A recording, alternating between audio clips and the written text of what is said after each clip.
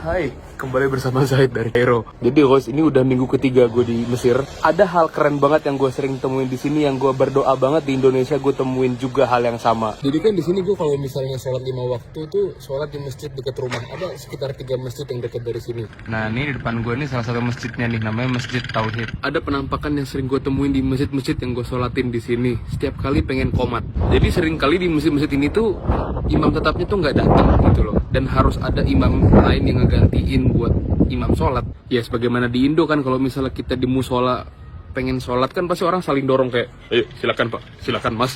Di sini orang Mesir juga kayak gitu, saling nyodorin buat maju. Dan ujung-ujungnya pasti setiap hari itu gue sering nemuin imam yang beda-beda. Kadang orang pulang kantor, kadang orang yang masih pakai baju habis nguli, habis baju-baju orang pembangunan gitu loh. Kadang orang pakai baju training kayak habis main bola. Beda kayak di Indo kan, kalau nggak ada imam kan dicari yang bajunya itu paling mustad, yang gamisan atau yang pakai sorban atau yang pakai peci paling rapih lah. Dianggapnya tuh orang yang pakai baju paling Islam itu paling bagus bacaannya, padahal kan nggak selalu kan. Nah yang bikin gue kaget banget sama orang-orang yang selalu ganti-ganti buat ngimam sholat di masjid-masjid yang gue sholatin ini. Siapapun yang disuruh maju bacaannya bagus semua guys, asli kayak imam Mekah, ada yang kayak imam Madinah, sumpah. Kadang gue masbuk telat sholat kan, gue ngerasa, ini imamnya baru nih, enak banget nih. Taunya orang-orang yang baru pulang kantor disuruh ngimam.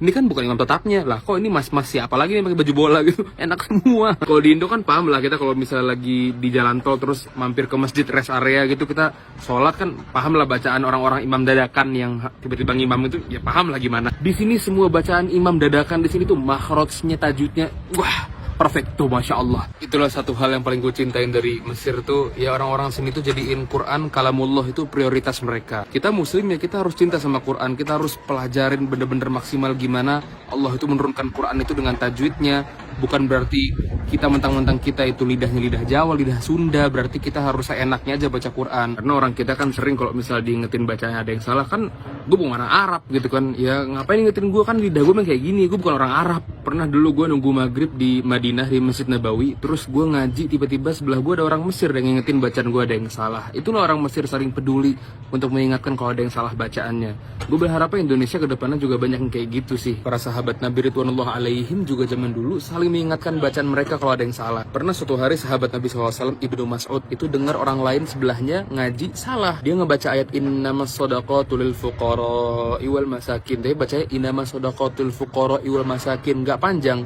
Diingetin sama beliau, dulu Nabi SAW tuh membacakannya nggak kayak gitu, kata orang tadi.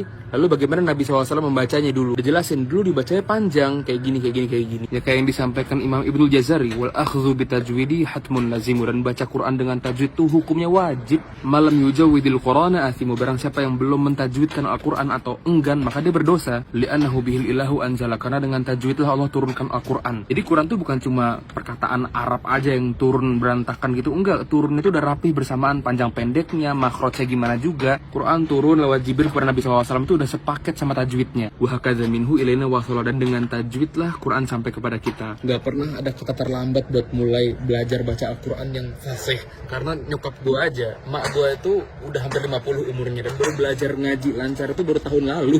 Dan sekarang bacaannya pun gue kalah sama bacaan beliau, masya Allah enak banget. Gue ada rekomendasi belajar Quran bagus banget buat cowok, dan buat cewek pun ada pengajar perempuannya. Gue rekomendasiin program ini soalnya gue kenal sama foundernya. Plus yang keren dari program ini, sistemnya pertama privat, 1 orang 1 guru. Waktu belajarnya fleksibel, tergantung kalian yang belajar pengen kapan aja bisanya. Dibimbing intensif one by one sama pengajar yang berpengalaman dengan ilmu tahsinnya, dan dikasih buku tahsin free gratis buat semuanya. Nama programnya Quran First. Kalian bisa temuin di Instagram Quran First, ada pendaftarannya di link di bio mereka. Jadi di Quran First tuh ada 3 program privat. Privat pemula, privat menengah, sama bimbingan tahfiz yang ketiga. Program pemula itu buat teman-teman yang belum bisa baca Quran, kita bakal belajar bareng pakai Iqra. Program menengah nih bagus nih buat teman-teman yang udah bisa ngaji tapi masih belum bisa pas makhrajnya atau panjang pendeknya. Nanti dibimbing nih tahsinnya. Bimbingan tahfiz tuh buat yang udah lancar banget bacaannya, pengen dibimbing gimana hafalannya, setorannya, murojaahnya sampai ke tes hafalannya. Langsung aja ke link di bio Instagramnya Quran First right now. Let's go.